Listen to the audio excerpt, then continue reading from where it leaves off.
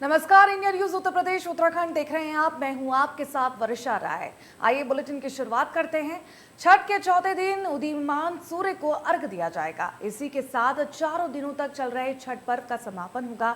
सुबह से ही घाटों पर श्रद्धालुओं की भीड़ उमड़ना शुरू हो गई है। छठ पूजा के आखिरी दिन उषा अर्घ का दिन कहा जाता है। इसे पारण भी कहते हैं क्योंकि इस दिन उगते सूर्य को अर्घ देने के बाद छठ व्रत का पारण कर लिया जाता है। छठ पर्व के आखिरी दिन सुबह से ही नदी के घाटों पर श्रद्धालुओं की भीड़ उमड़ जाती है। इस दिन व्रती और उनके परिवार के लोग नदी के किनारे बैठकर जमकर गाना बजाना करते हैं और उगते सूरज का इंतजार भी किया जाता है। सूर्य जब उगता है तब उसे अर्घ अर्पित किया जाता है। इसके बाद व्रती एक दूसरे को प्रसाद देकर बड़े बुजुर्गों का आशीर्वाद लेते हैं। आशीर्वाद लेने के बाद व्रती अपने घर आकर अदरक और पानी से अपना 36 घंटे का कठोर व्रत को खोलती है। व्रत खोलने के बाद स्वादिष्ट पकवान आदि खाए जाते हैं और इसी तरह पावन व्रत का समापन हो जाता है।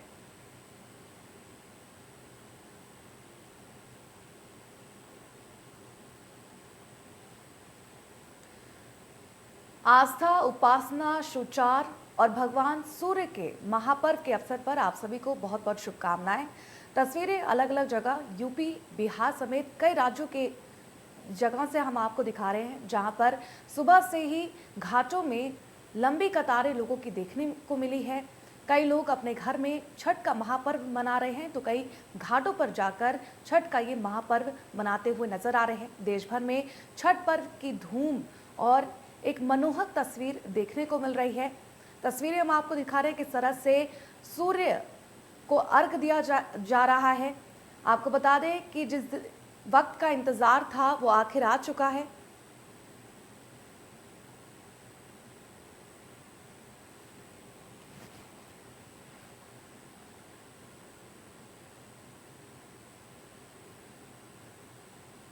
और इस पर ज्यादा जानकारी देने के लिए हमारे साथ गोरखपुर से सुशील जुड़ चुके हैं। आइए उनका रुख करते हैं और उनसे जानने की कोशिश करते हैं कि किस तरह से छठी मैया का जो ये अवसर है उसको लोग किस तरह से मना रहे हैं और जिस पल का इंतजार था, सूर्य को अर्घ देना था, क्या वो पल खत्म हो चुका है?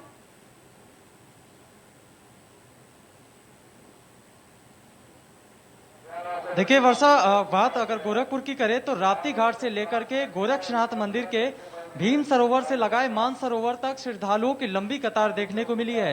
इस समय हम गोरखनाथ मंदिर के गेट पे मौजूद है और आप पीछे में आपको तस्वीरें दिखाऊं कि जो श्रद्धालु हैं वो उगते हुए सूर्य को अर्घ देने के बाद धीरे धीरे अपने परिवार के साथ निकल रहे हैं। और बाकायदे इस व्रत का इतना महत्व है कि जहां कल के दिन अगर बात करें तो डूबते हुए सूर्य की उपासना की जाती है, तो दूसरे दिन यानी आज सुबह उगते हुए सूरज की उपासना के लिए भोर से ही ये श्रद्धालु, ये व्रती महिलाएं लंबी कतारों में खड़ी होकर के इंतजार करती हैं कि कब भगवान सूर्य उदय होंगे और कब उनकी हम पूजा अर्चना करेंगे और किस तरीके से पूजा पाठ करेंगे। अब ये महिलाएं अपने परिवार के साथ सरों पर दौरी और सूप लेकर के निकल रही हैं और बाकायदे अब यहाँ से अपने घर पे वो जाएंगे और घर पे जाने के बाद अदरक और पानी से अपने पारण करेंगी और व्रत को समाप्त करेंगी। 36 घंटे का ये जो व्रत होता है काफी अहम व्रत होता है और बहुत कठिन पर्व होता है।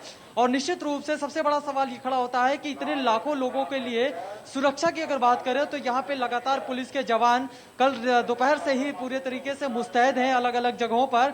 हमारे साथ सीओ साहब मौजूद है, इनसे भी हम जरा बात कर लेते हैं। सीओ साहब इधर आइए, किस तरह की व्यवस्था यहाँ पे रखी गई है? चूंकि ये गोरखनाथ मंदिर भी है, मुख्यमंत्री का गृह जनपद और उनका आवास भी है, वैसे भी सुरक्षा का सबसे बड़ा जो है दायित्व आप लोग के कंधों पे है, तो क्या कुछ व्यवस्था यहाँ पे नजर आ रही है? सामान्य दिनों से ज़्यादा यहाँ पे अतिरिक्त फोर्स लगाई गई है। महिलाएं चूँकि ज़्यादा इसमें आती हैं इस पर्व पे, तो महिला पुलिस सुरक्षा कर्मियों की संख्या बढ़ा दी गई है।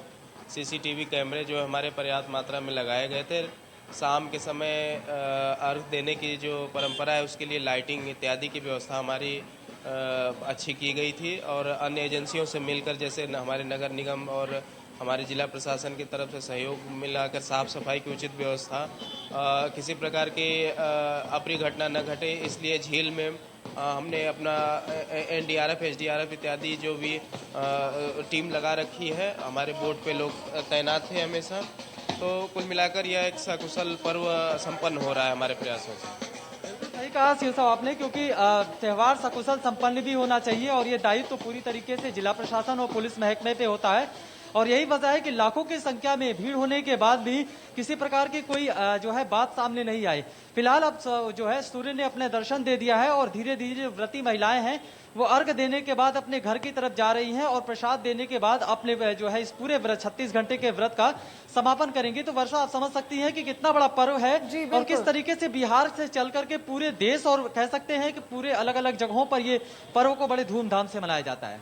जी सुशील, और सूर्य की पहली किरण के साथ आज इस पर्व का समापन होने जा रहा है।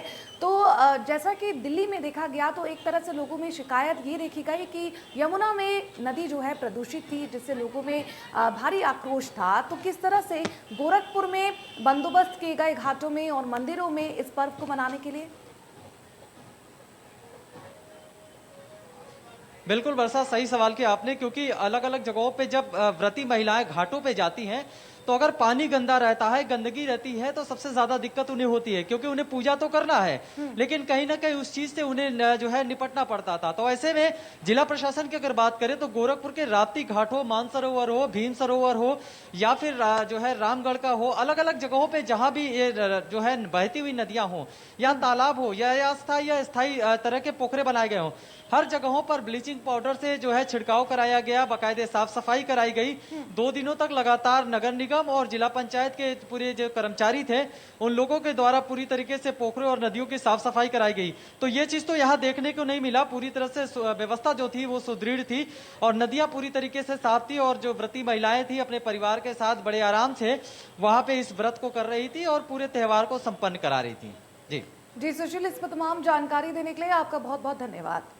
तो देखा आपने कि किस तरह से देश भर में महापर्व मनाया जा रहा है और आज उगते सूर्य को अर्घ देकर इस महापर्व का समापन हुआ है। तस्वीरें हम आपको दिखा रहे हैं कि किस तरह से जो 36 घंटे व्रत रखा गया है व्रती महिलाओं द्वारा, आखिरकार इसका समापन आ चुका है। अब उगते सूर्य को दूध और पानी का अर्घ देने के बाद वे अपना व्रत तोड़ सकेंगी।